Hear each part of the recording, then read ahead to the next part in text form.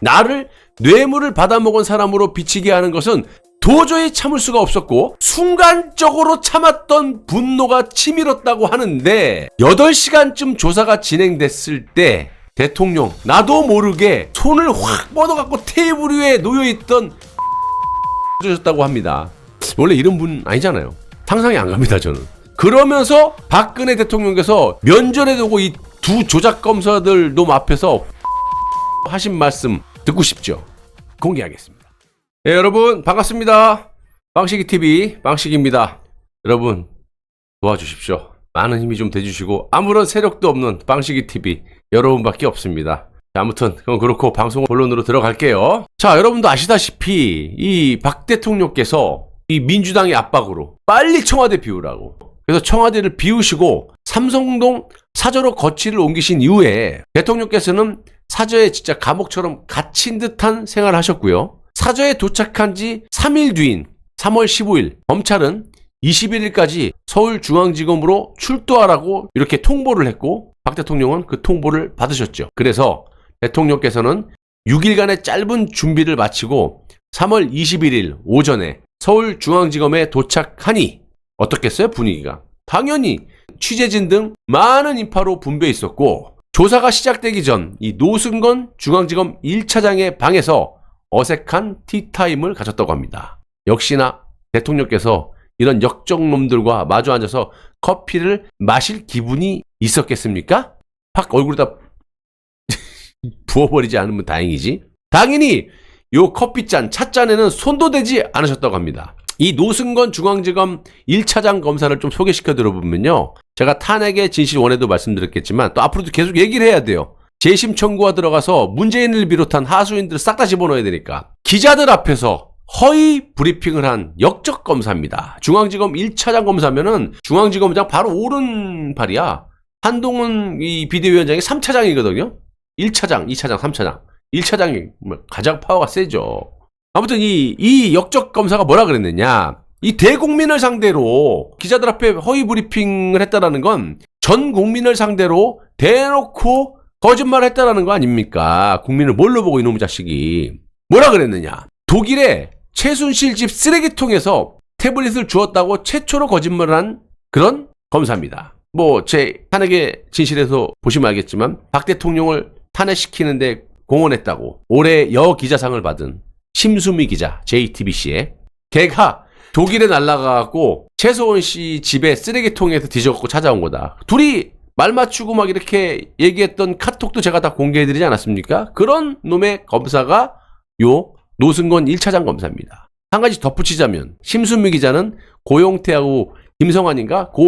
두 사기꾼 놈하고 저녁으로 폭탄주 먹으면서 고용태가 말하는 그거를 그대로 팩트체크도 안 하고 기자라는 여자가 그대로 메인 뉴스에다가 고용태의 거짓말을 싹 다 옮겨서 전 국민에게 보도했던 그리고 올해 여기자상을 받았던 역적 기자입니다. 쓰레기.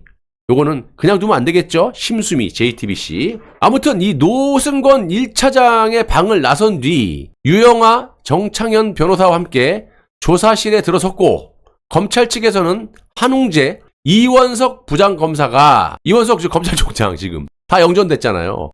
자, 조사를 담당했다라고 합니다. 자, 이날 조사는 무려 21시간에 걸친 밤샘 조사였고요. 두 분의 부장검사는 최대한 예우를 갖추면서 조사를 했다고 해요. 박 대통령 말씀대로 전해드리면 태도도 깍듯하게 했던 것으로 기억을 하지만 여기서부터 이것들이 어떤 놈인데요. 역시 이놈들이 어떤 놈들인데 현직 대통령을 조작 날조로 탄핵시키려고 작정을 한 놈들인데 예우는 얼어 죽을 예우입니까? 이 두 역적 검사놈은 박근혜 대통령이 마치 뇌물을 받아먹은 범죄자처럼 질문을 하기 시작했고 박 대통령께서는 다른 건 몰라도 뇌물을 받은 사람처럼 질문하는 이 두 역적 검사놈의 아가리에서 나오는 질문들을 더 이상 듣기가 힘드실 정도였다라고 말씀을 하시고요. 최소한의 비행을 인지하지 못하고 막지 못한 것은 내 책임이 분명하지만 나를 뇌물을 받아먹은 사람으로 비치게 하는 것은 도저히 참을 수가 없었고 순간적으로 참았던 분노가 치밀었다고 하는데 8시간쯤 조사가 진행됐을 때 대통령 나도 모르게 손을 확 뻗어갖고 테이블 위에 놓여있던 그 서류와 필기도구를 확 밀쳐내면서 소리를 그냥 확 지르셨다고 합니다. 와, 원래 이런 분 아니잖아요. 상상이 안 갑니다, 저는. 그러면서 박근혜 대통령께서 면전에 두고 이 두 조작 검사들 놈 앞에서 화를 내시면서 하신 말씀 듣고 싶죠? 공개하겠습니다. 내가 이런 더러운 짓거리를 하려고 대통령을 한 줄 아냐고. 왜 이렇게 있지도 않은 일을 만들어가지고 사람을 더러운 사람으로 만드냐고. 이렇게 테이블 위에 놓여있던 서류 일부가 바닥에 확 쏟아져 버리고 대통령이 확 그냥 집어쳐버렸으니까. 영화의 드라마의 한 장면처럼. 예! 아무튼 대통령께서 격한 감정을 표출하자 검사들도 당연히 당황하고 절절절 떨었겠지. 아직 구속이 안 됐잖아. 그렇잖아요. 현직 대통령인데. 어떻게 될지도 모르고. 무서웠겠죠.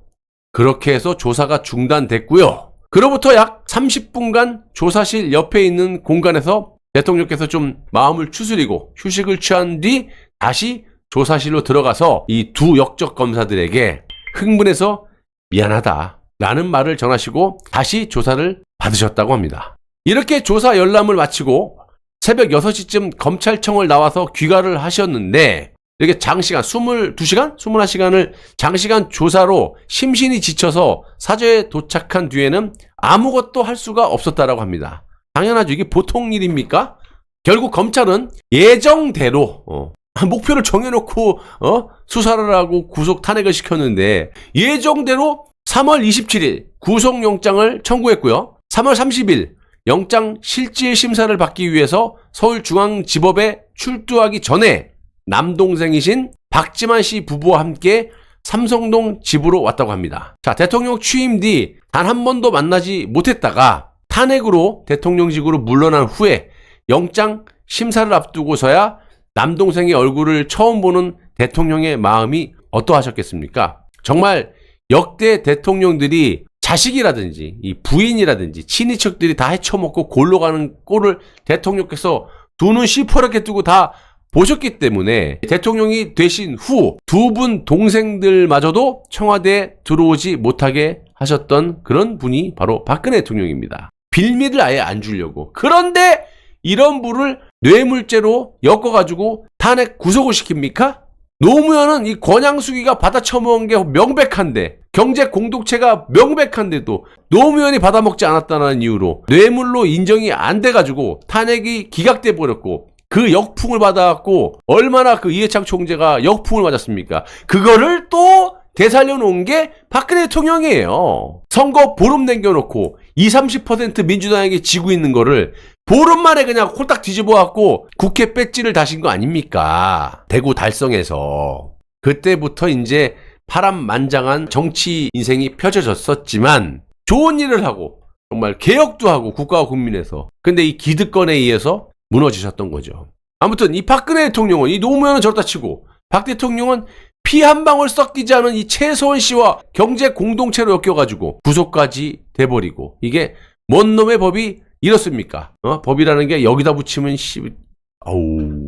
아무튼 정말로 아끼고 사랑하는 동생인데 내가 대통령으로 있을 당시 보지 않았던 것은 대통령 주변 사람들을 가만히 두지 않고 좀 제가 했던 말씀이네요. 어떻게든 이용하려는 사람들이 많다라는 것을 알고 있었기 때문에 내 동생을 보호하기 위해서라도 재직 중에는 만나지 않는 것이 좋다라고 판단을 하셨기 때문에 그런 조치를 하셨던 겁니다. 얼마나 마음이 아파요. 뭐 그렇다고 남편이 있는 것도 아니고 자식이 있는 것도 아니고 얼마나 외롭습니까? 그러면 이 청와대 놈들이 잘 보필을 해야지 이 말이야. 오죽하면 친박은 없다 그러고 자기가 임명했던 사람들 이런 사람들 절대 유세에 도움 안 주겠다고 이렇게 얘기하십니까? 저는 옛날부터 들었어요. 측근들하고 이렇게 만나면서 박 대통령의 의중을 전 들어왔어요. 자, 아무튼 무거운 분위기를 풀기 위해서 동생분인 박지만 회장이 누나인 박근혜 대통령에게 구치소 식사가 입에 맞지 않을 수 있다고 이렇게 조언을 했다고 해요. 그때 대통령께서는 잠시나마 미소를 지을 수 있었다고 하고요. 눈시울이 붉어진 박지만 회장을 바라보는 누나 박근혜 대통령께서는 이런 마음이 들었다고 합니다. 언제 이렇게 세월이 많이 흘렀나 싶기도 하고 왜 동생 머리가 희끗희끗하고 그러니까 아버지와 어머니 생각도 났다고 합니다. 박정희 대통령, 유경수 여사. 박지만 씨의 눈물을 보신 박근혜 대통령께서도 덩달아 눈시울이 붉어졌다라고 하시는데 정말 이 쳐죽일 놈들 반드시 재심 청구를 통해서 이 관련자들을 모조리 발본색원해가지고 모가지를 싹 다 그냥 단두대에다 그냥 탁탁 걸어가지고 그냥 쭉 비엔나처럼 엮어가지고 그냥 싹둑싹둑 그냥 반드시 준엄한 법 집행이 이루어져야 된다고 봅니다. 꼭 그렇게 돼야 되고요.